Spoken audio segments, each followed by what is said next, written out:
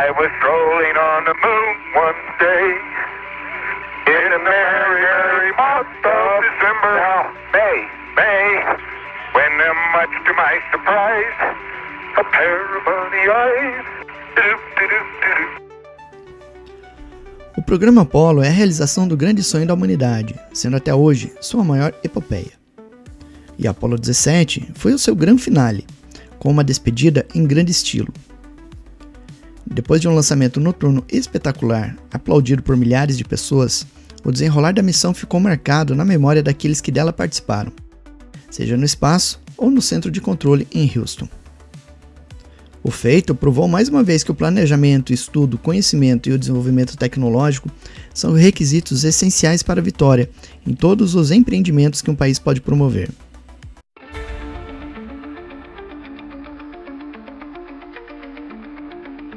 Como a Apollo 17 seria a última missão tripulada à Lua, ela seria de vital importância para a NASA, pois seria a última oportunidade de exploração direta da superfície em modo presencial.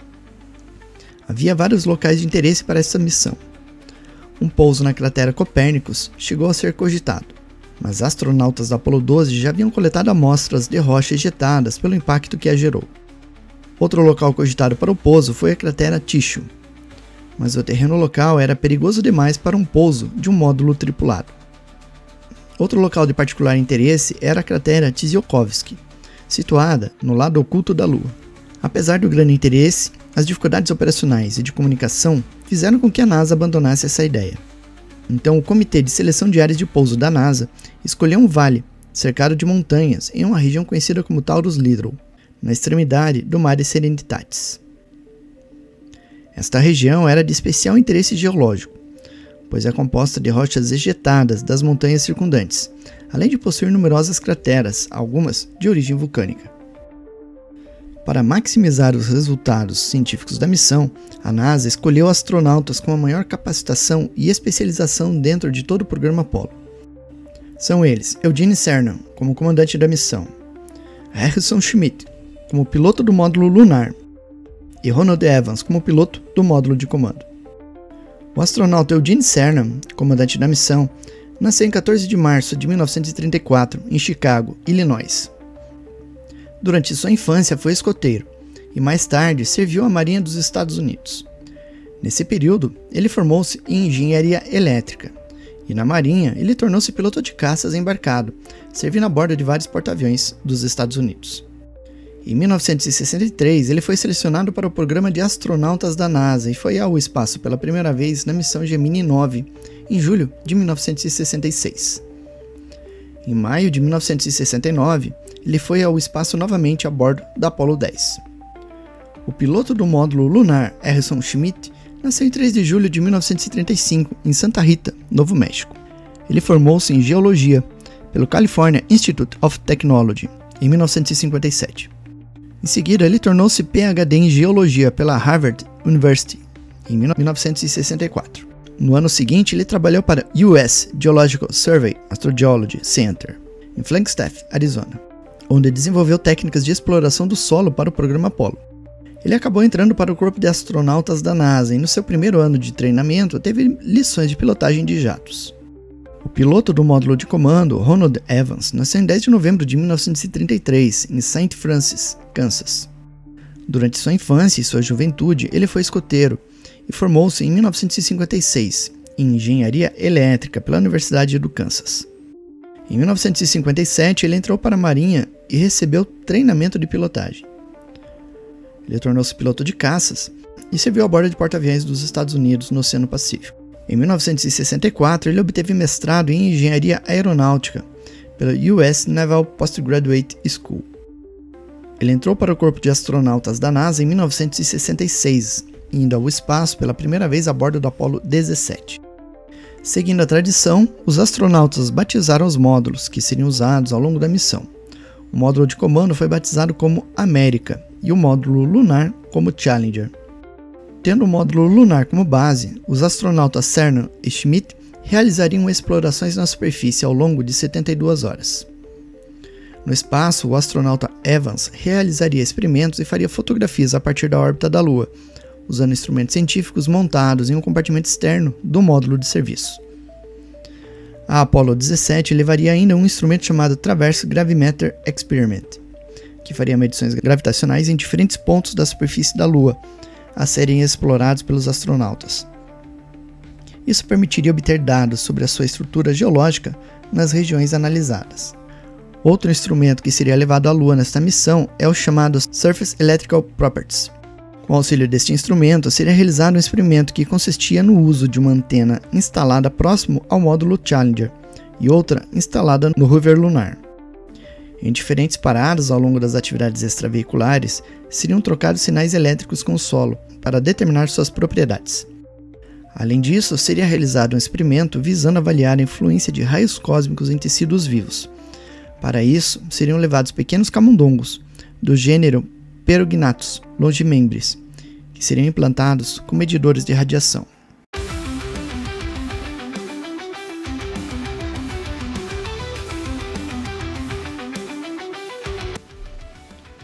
A Apollo 17 foi lançada na noite de 7 de dezembro de 1972. Foi o único lançamento noturno dentro do programa e também o mais bonito.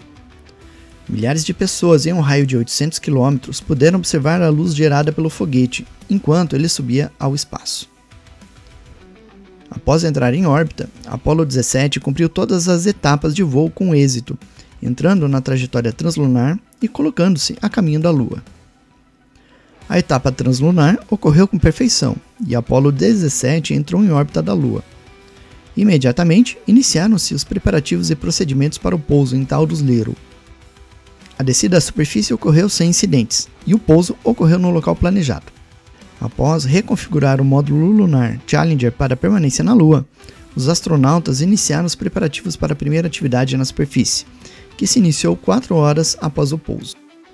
Ao sair da cápsula, os astronautas inspecionaram o módulo lunar e, em seguida, descarregaram o rover e os equipamentos que compunham o Alceb. Após montar o rover lunar, os astronautas dirigiram-se a oeste do local de pouso, onde montaram os instrumentos científicos. Em seguida, eles dirigiram-se para a cratera Steno, ao sul do módulo lunar, onde coletaram amostras. Durante essa primeira atividade extraveicular, os astronautas realizaram 7 experimentos com o Traverse Gravimeter Experiment, além de implantar 2 pacotes explosivos que seriam detonados remotamente. A onda de choque da explosão seria captada por geofones e sismógrafos instalados pelos astronautas. Esta primeira atividade extraveicular durou 7 horas e 12 minutos. Ao final, os astronautas retornaram ao módulo lunar para alimentação e descanso. A segunda atividade extraveicular ocorreu no dia seguinte. A primeira tarefa do dia foi reparar o para-choque do rover lunar, que havia sido quebrado no dia anterior. Em seguida, dirigiram-se a vários pontos de interesse geológico presentes no vale. Em South Massif, eles encontraram uma avalanche de rochas. Na cratera Short, eles encontraram e coletaram amostras de solo de cor laranja. E durante esta segunda atividade extraveicular, os astronautas implantaram novos explosivos e fizeram novas análises com o Traverse Gravimeter Experiment. Após 7 horas e 37 minutos, eles encerraram a segunda exploração da superfície e retornaram ao módulo lunar. Na terceira atividade extraveicular, realizada no dia seguinte, foram coletadas mais amostras de solo ao norte e a leste do local de pouso. Os astronautas exploraram a base de North Massif, as colinas Sculpted e a cratera Van Zerk. Ao final da missão, eles realizaram uma pequena homenagem para as nações representadas no centro de controle da missão em Houston. E ao final, Eugene Cernan declarou: This is Gene and I'm on the surface. And as I take man's last step from the surface, back home, for some time to come, but we believe not too long into the future, I'd like to just let what I believe history will record, that America's challenge of today has forged man's destiny of tomorrow. And as we leave the moon in Taurus Littrow, we leave as we came, and God willing, as we shall return, with peace and hope for all mankind. Godspeed to crew of Apollo 17. A decolagem da superfície da Lua ocorreu sem incidentes. Poucas horas depois, o módulo lunar Challenger acoplou-se com o módulo de comando América. Após descarregarem os instrumentos científicos, filmes e as amostras coletadas, o módulo lunar foi abandonado e colocado em rota de colisão contra a superfície da Lua. O impacto gerou abalos sísmicos que foram captados pelos sismógrafos em diferentes missões Apollo.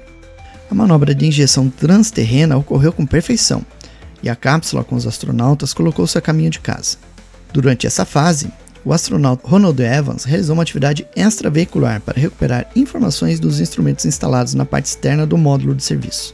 Assim como nas missões anteriores, nesta fase foi realizado um novo experimento envolvendo flashes visuais. 12 dias e 13 horas após o lançamento, a Apollo 17 reentrou na atmosfera terrestre, encerrando sua missão. Os astronautas foram resgatados pelo porta-aviões USS Ticonderoga.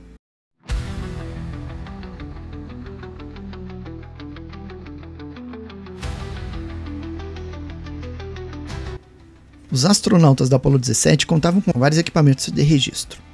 A bordo do módulo de comando havia uma câmera Hasselblad 70mm elétrica, uma câmera Maurer 16mm para realizar filmes em película e uma câmera Nikon 35mm. No módulo lunar havia duas câmeras Hasselblad, uma Hasselblad 500mm elétrica e uma câmera Maurer 16mm. No grande acervo fotográfico da missão, existem 23 fotografias registrando objetos espaciais não identificados, em órbita próximos à Apollo 17, ou mesmo sobre a região de Taurus Little, onde os astronautas realizaram suas explorações.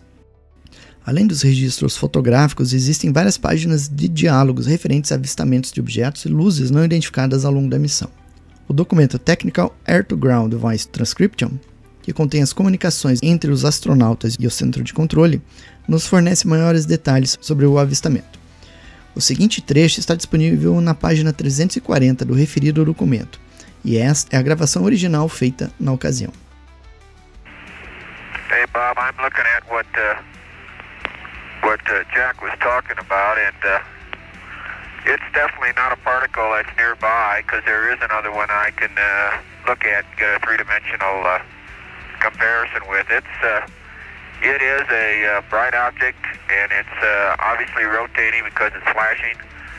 It's way out in the distance, as I say, because there are particles that are close by, and it's obviously not one of those. It's apparently rotating in a very rhythmic fashion because the flashes come around almost on time. And it's, as we look back at the Earth, it's up at about 11 o'clock, about, maybe 10 or 12 Earth diameters. I don't know whether that does you any good, but there's something out there. Right, we don't doubt it, Gene, and we might work up a set of gimbal angles or something here. Maybe we could look at it through the optics. Okay, and I just want to emphasize it's definitely not one of these particles that tends to look like a star out there. It's something physical in the distance.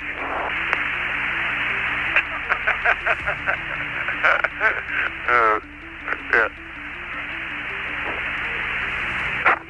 Hey, Gene, if you can call up a noun 20 so we know the spacecraft attitude, and if you can reference the object you're looking at out of your window with respect to body axis, and let us look at and give us a mark somehow and give us your noun 20s, we can try and get a tie-in and start locating this object down for you. Okay, I'm looking at it out the center window, the hatch window, and I'll give you a hack when it crosses the XX axis of the center window, and I guess it's up maybe 45 degrees. Okay, give us a hack, and we're copying your noun 20s right now. So. Okay, Jack says pitched up about 30 degrees, but 45 degrees. Yeah, he agrees. It's 45 degrees pitched up, and I'll give you a hack when it crosses the XX axis. Okay, mark it. It just crossed through the... Mark, we got him? Let's call it the XZ plane of the spacecraft.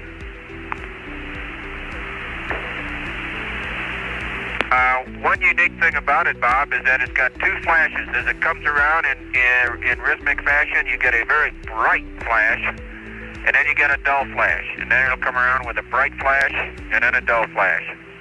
Eugene Cernan descreveu o objeto como algo metálico, com um movimento luminoso, contendo pelo menos 2 focos luminosos e que permaneceu com eles por aproximadamente 24 horas. Após finalizar a manobra de injeção na órbita, freando a nave, os astronautas checaram os sistemas e começaram a observar e fotografar a superfície da Lua. Foi aí que novos avistamentos ocorreram, e esta é um trecho da gravação original feita na ocasião.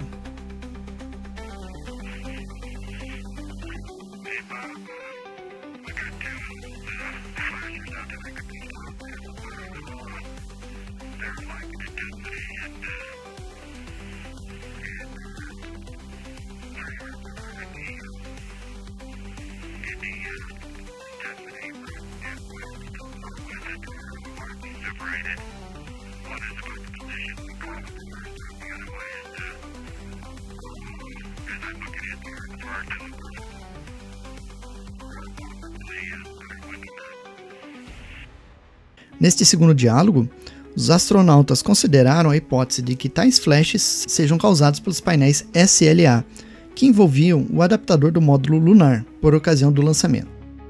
Estes painéis foram abandonados no espaço, ainda próximos ao nosso planeta. Eles não tinham sistema de propulsão e, portanto, não poderiam estar sendo observados na órbita da Lua. Curiosamente, no acervo fotográfico da missão, disponível no site Tutemun, encontramos 2 fotografias identificadas como AS-17-162 24047 e AS-17-162 24106, obtidas na órbita da Lua. A primeira delas foi tomada na direção da Terra e mostra um objeto luminoso esférico de cor azulada, destacando-se contra o fundo escuro do espaço. A segunda foi tomada em direção à superfície da Lua e, acima dela, contra o fundo escuro do espaço, pode-se observar claramente 3 objetos luminosos de formato esférico. Outro astronauta de posse da câmera Hasselblad também obtinha fotografias da superfície da Lua. Entre as várias dezenas de imagens obtidas, existem várias fotografias onde se observam objetos espaciais não identificados. A primeira delas, identificada como AS-17-151-23127, é muito interessante. Nela observa-se a superfície lunar e contra ela um objeto em forma de disco e cor azulada, posicionado não muito longe da Apollo 17. Outra fotografia identificada como AS-17-151-23132 mostra um objeto luminoso contra o fundo escuro do espaço. Ainda nessa ocasião, o piloto do módulo lunar observou um brilho na superfície lunar e reportou ao centro de controle. O trecho a seguir está disponível na página 445 do já citado Technical Air-to-Ground Voice Transcription, e esta é a gravação original do episódio. Hey, I just saw a flash on the lunar surface. Oh, yeah? It was just right out there north of Grimaldi. Just north of Grimaldi. You might see if you got anything on your seismometers. Although a small impact probably would give a fair amount of visible light. Okay, we'll check. It was a bright little flash right out there near that crater. See the crater right at the edge of Grimaldi? Then there's another one north of it. Fairly sharp one north of it is where there was just a pinprick of light. How about putting an X on the map I'm where going you to keep saw looking it? occasionally for... yeah, we will. I was planning on looking for those kind of things. Starting to see the edge of Oriental, Gordy. Way off to the west. Os astronautas continuaram os preparativos para o pouso na superfície da Lua. 2 horas depois, o astronauta Harrison Schmitt questionou o centro de controle se eles tinham alguma informação adicional sobre o flash observado. O trecho a seguir está disponível na página 471 do Technical Air-to-Ground Voice Transcription, e esta é a gravação original do episódio. Bob, this is Jack. Go ahead, Jack. Was there any indication on the seismometers of an impact about the time I thought I saw a light flash on the surface? Stand by that one. We'll check on that, Jack. No, don't worry about it. I thought somebody was looking at it. It could have been one of the other light flashes.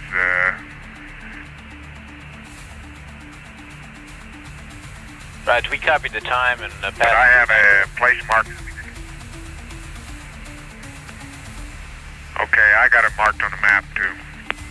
Enquanto as equipes de suporte verificavam as informações oriundas dos sismógrafos, os astronautas realizavam a manobra de separação do módulo de comando América e o módulo lunar Challenger. A bordo do primeiro permaneceu o astronauta Ronald Evans, que obteve novas fotografias da superfície. Uma delas, identificada como AS-17 1512302, registra um objeto luminoso em formato lenticular, em contraste contra o fundo escuro do espaço. Já a fotografia identificada como AS-17 15123-249 registra um globo esverdeado na órbita da Lua. O módulo lunar tripulado por Cernan e Schmidt desceu à superfície lunar, e durante as 3 atividades extraveiculares realizadas foram fotografados vários OVNIs. No 5º dia da missão, durante a primeira saída à superfície, foram obtidas 2 fotografias identificadas como AS-17 134-20416 e AS-17 134-20424, registrando a presença de um objeto metálico, refletindo luz solar acima da superfície da Lua. Estas 2 imagens são muito nítidas e captam inclusive detalhes externos do objeto. Enquanto isso, no espaço, o piloto do módulo de comando, Ronald Evans, também observa um flash na superfície da Lua. O trecho a seguir está disponível na página 690 do Technical Air-to-Ground Voice Transcription. A gravação original ainda não veio ao público. Ei, Bob. Jack verificou o local onde está essa luz. Onde ele viu o brilho luminoso. Entendido. Ok. Eu tenho uma marca ao lado de Hixoli G, Hixoli Golf. Isso é correto? Afirmativo. Nós circulamos em Guimard B e no leste e norte de Guimard B, exatamente nessa área. Ok. Nós colocamos isso apenas. Obteve um pequeno X próximo ao diâmetro de Hixoli G, a oeste de Hixoli G. Ok, é isso provavelmente. Ponto a oeste disso. Provavelmente. Ele nunca ligou para o... Vou perguntar ao FAU, mas eu não acho que ele já tenha chamado as coordenadas atuais disso. Vou perguntar à FAU. Isso provavelmente está próximo o suficiente. Provavelmente todos estarão na foto de qualquer maneira, não é? Ah, sim. Todos estarão na foto de qualquer maneira. Você nunca vai acreditar, mas eu vi um relâmpago piscar lá também. Eu não sei. Essa última órbita. Você ouviu isso? Entendido. Nós ouvimos isso, Ron. O pensamento que nos ocorre é se você não deveria estar vendo esses flashes de raios cósmicos apenas enquanto você está olhando a superfície lunar e obtendo esse efeito? Sim, é isso que eu estou me perguntando, você sabe. Como Charlie disse, ele mencionou que tinha visto algo semelhante a isso e, possivelmente, pensou que era isso. E nós estávamos pensando que talvez seja o que ocorreu com Jack, mas não vai doer para tirar uma foto da área de qualquer maneira. Bem, acho que tentaremos tirar uma foto disso, mas acho que costumo concordar com você. Isso é provavelmente o que era. Nós estamos apenas supondo, como qualquer outra pessoa nisso. Estamos apenas supondo, Ron. Ok. Nada aparecendo no sismômetro de qualquer maneira. Bem, você deve se lembrar do sismômetro, pelo menos um para o chamado de Jack. O Silvio acabou de tapar o sismômetro e que houve um impacto tão pequeno que, quando estava na lama, você não teria visto isso. Oh, certo. No dia seguinte, os astronautas Cernan e Schmidt realizaram uma segunda atividade extraveicular. Ao longo dos trabalhos, os astronautas fizeram fotografias ocasionais, que em 4 delas foram registrados objetos espaciais não identificados. 3 fotografias identificadas como AS-17 137-20867, AS-17 137-20868 e AS-17 137-20876 mostram 2 objetos luminosos sobrevoando a região de Taurus Little. A quarta, identificada como AS-17 137-20931, registra um objeto luminoso avermelhado sobrevoando a superfície da Lua. Enquanto isso, no espaço, Ronald Evans conduzia experimentos científicos fazendo observações e imagens da superfície da Lua. Em dado momento, o piloto foi surpreendido por uma solicitação do centro de controle. O trecho a seguir está disponível na página 1117 do Technical Air-to-Ground Voice Transcription. E a gravação original desta comunicação ainda não veio a público. Você consegue ver alguma coisa sobre Marysville lá em cima? Ou está muito longe? Sim. Eu meio que estava procurando algo. Eu só posso ver alguns. Cerca de 3 ou 4 pontos luminosos lá. Mas está a uma grande distância, você sabe. Entendido. Esse diálogo é interessante pois mostra o interesse do centro de controle em Houston sobre fatos ufológicos ocorridos durante a missão. De alguma forma, os técnicos perceberam a presença de luzes na superfície e solicitaram confirmação visual por parte do astronauta, que já observava o fenômeno, mas sem relatá-lo imediatamente aos controladores. No 7º dia da missão, ocorreu a terceira atividade extraveicular.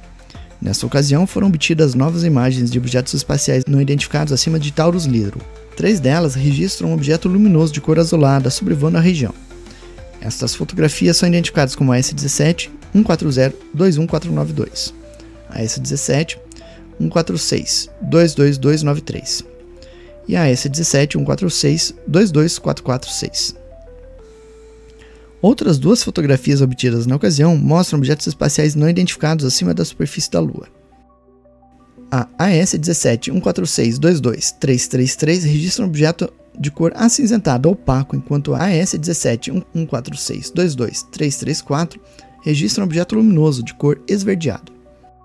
Após decolar da superfície da Lua, o módulo lunar Challenger aproximou-se e acoplou-se com o módulo de comando América.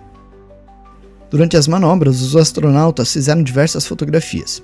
Em 2 delas, obtidas a partir do módulo lunar identificados como AS-17 145 22238 e AS-17 145 22240, apareceram objetos luminosos, destacando-se contra o fundo escuro do espaço. A bordo do módulo de comando, o astronauta Ronald Evans obteve uma fotografia identificada como AS-17 149 22854, onde se observa um objeto luminoso avermelhado no espaço. Estas imagens demonstram de forma inequívoca que a Apollo era acompanhada com muito interesse por parte das inteligências que operam esses objetos. Antes de entrar na trajetória transterrena, os astronautas tomaram novas fotografias da superfície da Lua. Uma destas fotografias, a AS-17 152 23271, documentou um objeto luminoso de formato triangular e de cor avermelhada contra o fundo escuro do espaço. Ao sair da órbita da Lua e colocar-se a caminho de casa, os astronautas obtiveram mais algumas centenas de fotografias. Em 2 destas foram registrados objetos luminosos. A primeira, identificada como AS-17 152 23347, registra um objeto luminoso de formato esférico e cor avermelhada. A outra imagem, identificada como AS-17 152 23396, mostra um objeto luminoso esférico de cor azulada, também se destacando contra o fundo escuro do espaço. Além dos trechos de comunicações, existem também filmagens em película que registram a movimentação dessas luzes, de origem desconhecida, próximos à cápsula espacial. Estas imagens foram feitas no começo da missão, enquanto Apollo 17 ainda se encontrava na órbita do nosso planeta, antes de iniciar a jornada em direção à Lua. Neste primeiro trecho, podemos ver 2 orbes luminosos cruzando o espaço, à frente de uma das janelas da cápsula, com os astronautas. Ainda na mesma filmagem, um pouco depois, temos este outro trecho, onde luzes semelhantes cruzam o espaço em alta velocidade. Mais à frente na filmagem, o astronauta registra a superfície do nosso planeta e repentinamente um objeto brilhante cruza abaixo da cápsula espacial. Já a caminho da Lua, os astronautas fizeram algumas imagens do último estágio do foguete Saturno V sendo descartados no espaço. O astronauta movimenta a câmera e isso dificulta a percepção correta sobre o que está sendo de fato registrado ali, além do estágio abandonado. Esta filmagem foi feita durante a etapa de retorno da Lua, quando o astronauta Ronald Evans recolhia equipamentos científicos instalados na parte externa do módulo de comando e serviço. Nas imagens é possível ver a passagem de pequenos orbes próximos à cápsula, com os astronautas, e um ou outro que pisca em intervalos irregulares, não muito longe da cápsula com os astronautas.